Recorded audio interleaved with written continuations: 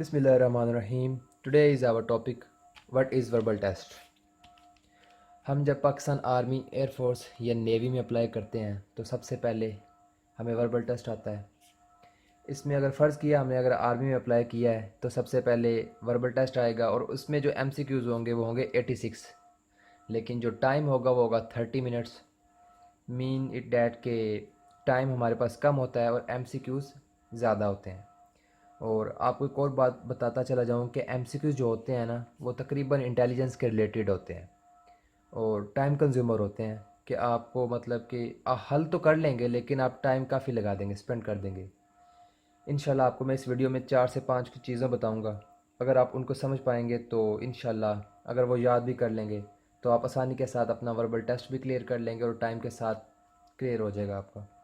तो सबसे पहले मैं आपको बताऊंगा कि आपको अल्फ़ाबेट्स ABCD आपको ये काउंटिंग के साथ ना फिंगर टिप्स पे याद होनी चाहिए। मिसाल के तौर पर A1 B2 C3 D4 and so many on.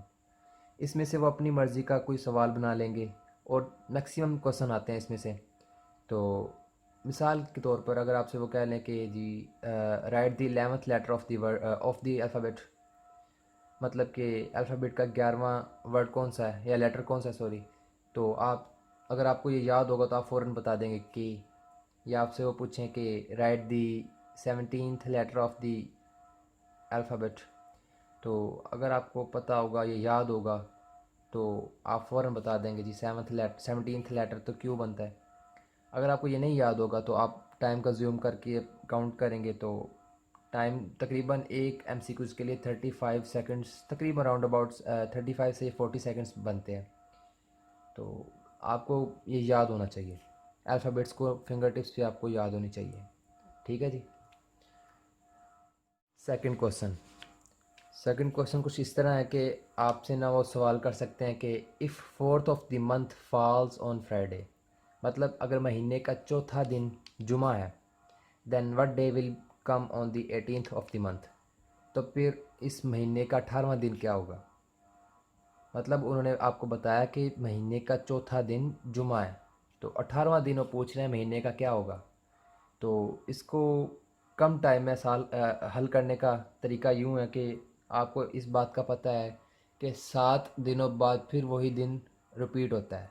मतलब अगर 4 को जुमा है, 4 में आप अगर 7 जमा कर देते हैं, ठीक है, 4 को क्या था फ्राइडे, 4 में आप 7 जमा करते हैं इज़ इक्वल टू अगर 11 के, तो फिर वो दोबारा फ्राइडे बन रहा है। इसी तरह 11 में आप फिर 7 प्लस करते हैं तो ये 18 बनता है। तो उसी ने उन्होंने 18वें का पूछा था कि महीने का 18वां दिन कौन सा बनता है, तो फिर ये अगेन फ्राइडे बनता है। तो इसका जवाब बनेगा फिर फ्राइडे। मतलब ये कि वो आपसे किसी भी किस्म का इसी इसी रिलेटेड सवाल कर सकते हैं कि आपसे पूछ सकते हैं कि if second day of the month is Friday Saturday Sunday, then what day of the महीने का कोई मतलब 20वां दिन क्या है, 22वां दिन क्या है। इस किस्म का आपसे सवाल कर सकते हैं। ठीक है जी, समझ आ गई होगी। और अब हमारे पास तीसरा क्वेश्चन ये है कि डायरेक्शंस को किस तरीके से मालूम करना है। तो फ़र्ज़ कि अगर आपके सामने कोई नक्शा या मॉडल पड़ा हुआ है तो जो उसके सामने वाली साइड होगी ना वो हमेशा नॉर्थ को ज़ाहिर करेगी, ठीक है। तो जो उसके पीछे वाली होगी वो साउथ को, सिमिलरली इधर ईस्ट आ जाएगा और इधर वेस्ट आ जाएगा। तो इसमें से MCQ इस तरह बनता है कि वो आपसे मतलब कि मिसाल के तौर पर वो पूछते हैं कि you are standing with your face towards the north, आप अपना चेहरा नॉर्थ की तरफ करके खड़े हुए हैं, ठीक है। तो then you turn right, then again turn right, at last you turn left, now which direction you are facing. उन्होंने सिंपली वर्ड में ये पूछा है कि अगर आप नॉर्थ की तरफ मुंह करके खड़े हैं तो आप दाएं तरफ मुड़ते हैं, ठीक है। तो आपके सामने क्या आ जाएगा, ईस्ट। तो आप फिर अगेन दाएं तरफ मुड़ रहे हैं तो आपका चेहरा जो होगा वो साउथ की तरफ हो जाएगा, ठीक है। तो आखिर पे उसने कहा कि अगर आप और फिर आप लेफ़्ट की तरफ मुड़ जाते हैं, टर्न लेते हैं, तो आपका चेहरा जो हो जाएगा वो ईस्ट की तरफ हो जाएगा। तो आंसर क्या आएगा, ईस्ट। मतलब ये है कि आपको इस बात का पता होना चाहिए कि अगर आपके सामने कोई नक्शा या मॉडल पड़ा हुआ है तो जो उसके सामने वाली जगह होगी ना, जो सामने वाला होगा तो वो होगा नॉर्थ, जो उसके पीछे होगा वो होगा साउथ, जो इधर वो ईस्ट और इधर वेस्ट। बस ये चीज़ आपको याद हो तो इजीली आप किसी भी चीज़ की डायरेक्शंस को आसानी के साथ मालूम कर सकते हैं। और अब नंबर 4, इसमें से ना आपको मैं समझाऊंगा कि सीरीज़ वाले क्वेश्चन किस तरह सॉल्व किए जाते हैं। आपने एफएससी की अगर मैथ रखी हो तो फर्स्ट ईयर में आई थिंक छठा चैप्टर है, तो आपने उसकी मैथ में देखा होगा कि सीरीज़ वाले क्वेश्चन सीक्वेंस वाले इस किस्म के भी आते हैं। मिसाल के तौर पर 2 × 3 = 49।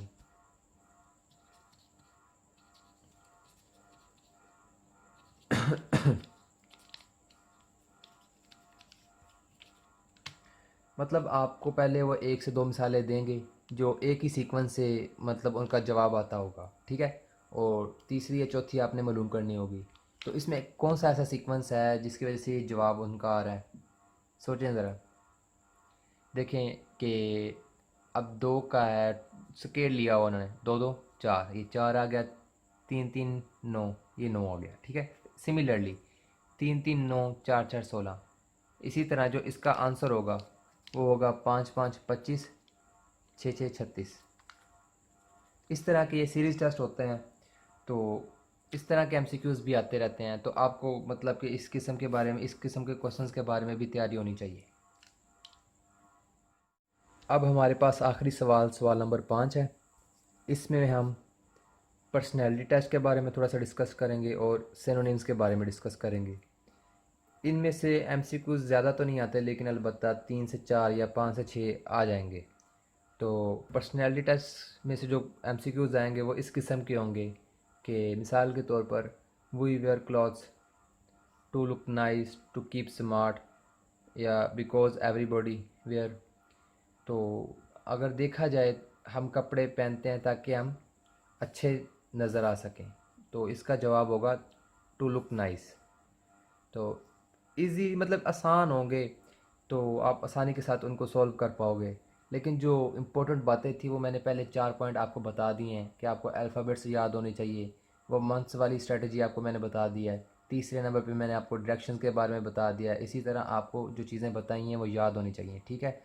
तो और जो सिनोनिम्स, वो कुछ इस किस्म के सवाल या सॉरी मुतज़ाद अल्फाज का ताल्लुक़ होगा। वो इस तरह के लाफ इज़ टू क्राई, अगर हंसना रोना है, देन कम इज़ टू क्या होगा, गो होगा डेफिनेटली। इस तरह के एमसीक्यूज़ आते हैं, इतना मुश्किल नहीं होता, लेकिन जो आपको मैंने बातें बता दी हैं आप उनको याद करके जाएंगे तो इंशाल्लाह आप टाइम के मुताबिक आसानी के साथ सॉल्व कर लेंगे। होता यूँ है कि टेस्ट तो आसान होता है, लेकिन बच्चे टाइम के मुताबिक हल नहीं कर पाते। मतलब 30 मिनट्स में वो 50 से 40 एमसीक्यूज़ तकरीबन इतने सॉल्व करते हैं तो टाइम ख़त्म हो जाता है, जिसकी वजह से वो रह जाते हैं। तो वीडियो कंप्लीट हो चुकी है। वीडियो देखने का शुक्रिया, और उम्मीद करता हूँ आपको वीडियो समझ में भी आई होगी, जो मैंने आपको सवालात समझाए हैं। तो स्टडी करते रहिएगा। अल्लाह हाफ़िज़।